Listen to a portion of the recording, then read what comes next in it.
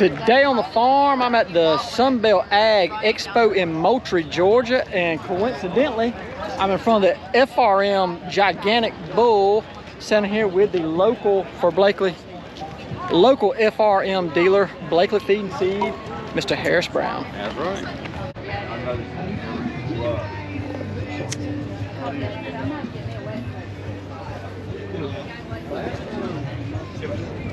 Self-propelled peanut picker, y'all. That is what I need on the farm. Y'all see me making all that dirt and dust, harvesting the peanuts.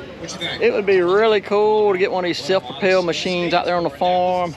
Eliminate a piece of the puzzle, so having a tractor and a picker. You got a tractor and a picker all in one. Amadas is an acronym, American Made, ASD. It may be a little hard for y'all to grasp just how big this machine is. It is absolutely massive, y'all.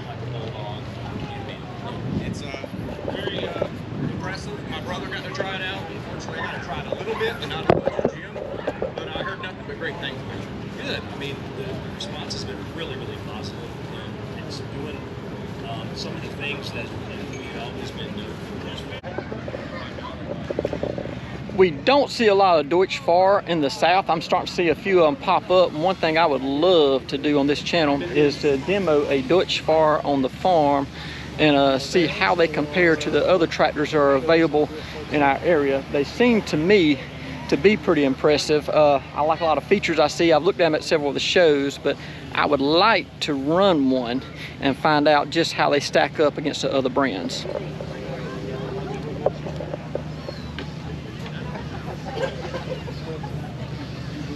Get all of this equipment. What you reckon that tire costs? I ain't no telling. That's probably a $4,000, $5,000 tire. I bet you it is. The ones on the back of the John Deere, which are nowhere near that wide, are around $2,500 to $3 grand right now. That's every bit of $4,000 or $5,000. Yeah, 4,000 or 5,000.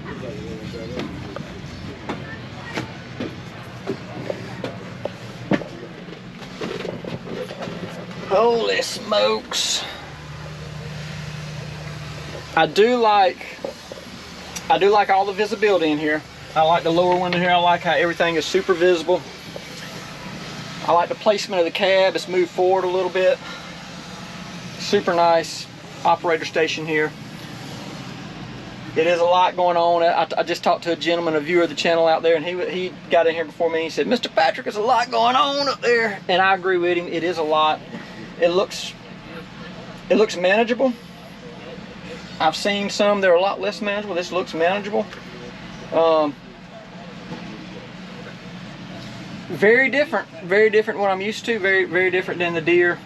It's different than the Masseys. You see me run an 8S Massey last year. This is just 180 degrees different than what I've been in and used to. It would be cool to demo one of these in South Georgia and see how they hold up and what they're capable of. But overall, looks to be a fairly nice tractor.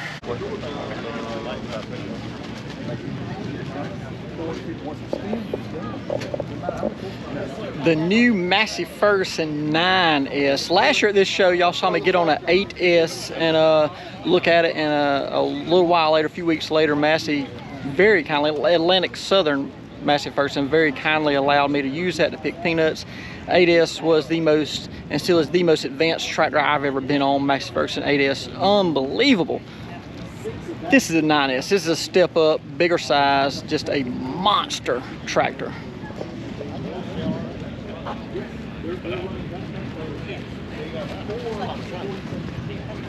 The 9S, you said that's around a 400, 500? Depends on the way you spec it out. Now, some of them you can spec them out, and this is on the 425.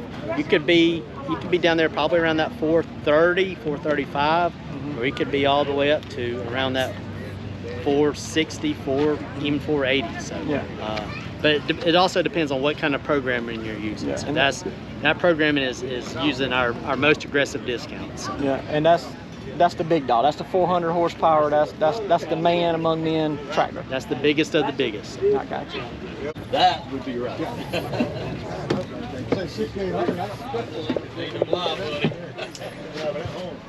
This is the most advanced tractors I believe on the market. Fendt is pretty advanced. I ran one of these S series Masseys, and I'm telling you, I was highly impressed. The level of tech in these is mind-boggling. They are just unreal.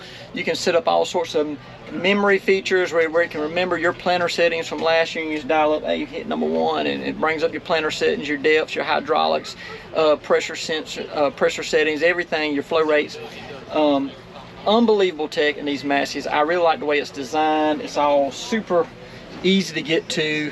The cabs are really nice. These Masseys, I believe Massey Ferguson is making the top tractor right now in the tractor market. Massey Ferguson 5M145. This is a nice smaller to mid-size tractor that Massey is offering now. So this 5M series is kind of a melting pot between our 5700 series and our 5S series, where you're going to have around that 105 horsepower up to 145 horsepower. So not quite as much tech as the 8S. Just a little bit more basic, but still a lot of the features you're going to want. Correct. Yeah, it's a little less tech than the 5S, but you're still going to have all the creature comforts that you had in your 5710, 5711s. Cool.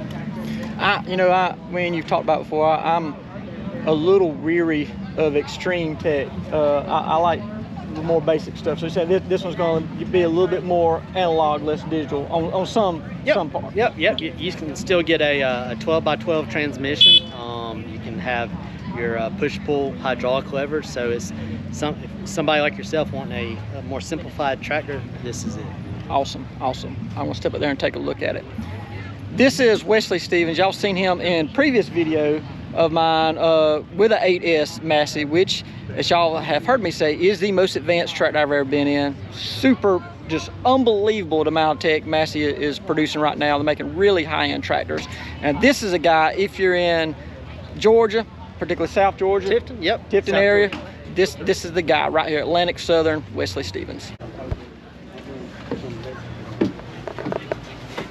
Oh yeah. This is what I like to see in a tractor right here. This makes me feel at home. I like basic. I like it because it works. Basic works, y'all. It works. This tractor, Wesley was telling me, it's got more of what you need instead of what all the frills of what you may want. This has got what you need for a price that may be more comfortable for you, and that is speaking my language. What you need for a price you can afford. So this is the Fendt 726 variant, right? What's my horsepower on this, and where roughly is my price point? Okay, so we're gonna be, this is like 260 horsepower. Okay. Tractor. Price point on this is gonna be around 325. 325. This where we're at in the Southeast. This is about the average size row crop tractor. At 2 to 350, 200, maybe 225 to 350 is about what the average row crop tractor is down here for, say, peanut, cotton, corn operation. This is the typical size. The hay guys use something smaller, but this is what you see pulling disc harrows and subsoilers and peanut pickers. This is the size we use down here. But we don't see a lot of Fendts. Y'all actually make a little headway. I'm seeing more Fendts in the last 5 years, 3, 4, 5 years. Seems like y'all are chipping away at the market and kind of getting a little bit of a foothold down here. We are, and the reason is Fendt finally came up with more of a row crop type tractor, because in the past Fendt's always been, I guess, more European. They kind of catered to the hay guys, the dairies, with flange axles only. The super wide tires. That was the automotive Fendts had tires that were 4 feet wide. You can't pick peanuts with them tires. You can't. So I think it was in like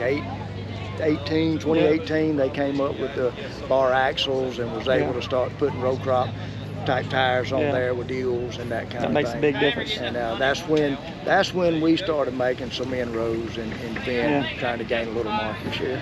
One of the things I like most about Fendt, and I see a few other people doing it now, especially the other European brands, is having all the access to this on the front instead of just on the rear. And not just because a lot of times, especially in Southeast, we won't have an implement that has a PTO that needs mounted on the front. But I do like that you got where I can pick these weights up and set them down, because anybody who's worked on a farm in the Southeast knows about those plate rack weights on the front of that deer, and you got to take all them weights off, 96 pounds a piece, and stack them up, and it'll be a stack this doggone tall, because you don't want to mash the field down, get that compaction when you don't need the weight. But then you go back to tillage, Daddy's got you back over there picking them weights up, hanging them on the front of the tractor. Yeah. And so with the Fendt, you just hydraulic, let the weight down, unhook it, and pick it back up. That is the feature I like the most about Fendt. That's a good feature, and I'll tell you another good feature with that is if you want to mount a tank on the front. So come on. You let that down, take your weights off, build your front mount tank rack, 3-point to work hitch. off your 3-point. Dang it, I ain't even thought about that. Yeah, I mean that's a pretty. See, the ones we do on the deer, they mount on the frame, so we have a loader holding the front mount tank up with some chains, and this all swinging around, and I'm on one side trying to line a bolt up, and Dave's on the other side lining a bolt up, somebody else is on the loader, and it's just not cool. You dread the day that the tanks get mounted pre-plant. So I've not even thought about that. That's great. That makes me happy, even though I'm not doing front tanks anymore. It makes me happy just thinking about what you used to do and how much easier it's got. Way easier. That's running a Fendt. So.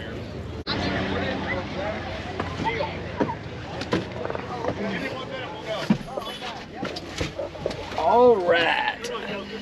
Wow. I believe you may be able to fly the spaceship from this son of a gun. Good night in the morning. There's a lot of stuff going on here. I've been told by people that operate Fendt on some of my other videos when I've commented about the amount of stuff going on here. They say that it's very simple. I've not operated a Fendt. I've not ran one on the farm. I don't know, but I've been told that these are all color coded so that certain groups of features are one color and certain other features are different colors, so you don't have to figure out which button I go to. You know, hey, I need to be in the blues or I need to be in the oranges, and it kind of helps you direct you to where you need to be at, what group of buttons you need to be in. But that's a lot. There's a lot going on here, y'all. Fendt makes, I believe, Fendt and Massey make the most high-tech tractors there are. I think that's pretty well understood. They make the most high-tech tractors. Different setups on the inside, but man, I would really like to test one of these Fendts out on the farm. They seem to be kind of going after the deer market, the John Deere market some, and they are making inroads in the Southeast. I don't know about everywhere else, but in the Southeast U.S., Fendt is starting to grab a significant portion of the market. Well, I've made it back from the Sunbelt Ag Expo. I'm on the farm now, and I have about 100 yards left of peanuts in my peanut season. I had to walk this pivot over. The peanuts what lay up under just the first section of it, or the first two sections of it, had not been picked. I got to walk the pivot over out of the way so I can pick them, and then I will be done with my peanut harvest. I will likely fall in line and start picking with my brother-in-law on his peanuts once I get my stuff done, and he starts on his. He plants after me, so I'm able to help harvest his nuts when I get done harvesting mine. But I'm going to finish harvesting my nuts here, hopefully within an hour. I ain't got but 100 or so yards to go on my peanut season.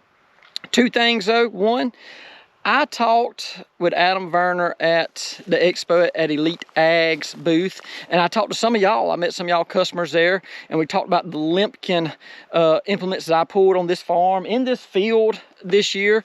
And we talked about some versatile tractors, and I ended up not filming. For some reason, I didn't have my camera on. I didn't film any of that information, but y'all may have missed getting some cool shots of brand new versatile tractors. But me and Adam have hatched a plan, or Adam and I have hatched a plan to bring y'all some really super cool vintage articulating, this is so cool, vintage articulating versatile tractor action. Coming soon, hopefully, if we can get the details worked out. There's gonna be a vintage articulating tractor on this channel pretty soon. And I am majorly jacked up about it. I'm fired up and ready. That's all I got to say. I'm fired up and ready. Other than that, I'm just to fire this picker off one more time and get this thing, one more time is what we say at Georgia Southern, and get this thing done. I'm gonna do it in style. One of my friends at Amatis Industries knows that I collect vintage ag swag, and he sent me this super cool vintage Amatis hats, and I will complete my peanut harvest this year while wearing this vintage hat. I thank all y'all for watching. I thank Amatis Industries for helping me gather these nuts. And I appreciate each and every one of you that came up to me at the expo, shook my hand, said you watched the videos, introduced yourselves. I enjoy meeting you. When I'm out here making these videos, I'm looking at a GoPro. I'm staring at a little camera that's this big and talking to nobody. There's nobody out here. It's just me and a little camera. Y'all see my face, y'all hear my voice, but I don't know you. I don't see your face, I don't hear your voice. And so it's always entertaining to me, it's always fun to me, it's always exciting for me to meet you. I enjoy meeting you at the auctions, I enjoy meeting you at the expo, I enjoy meeting y'all wherever we may cross paths. I like to hear, hey, you don't know me, but I watch all your videos, or hey, you don't know me, but that time you did that thing, I enjoy that. I get a really big kick out of it. I thank each and every one of y'all that I met today, and I thank all y'all that I may meet at the next event. I hope y'all learned something today. I hope to see you next time.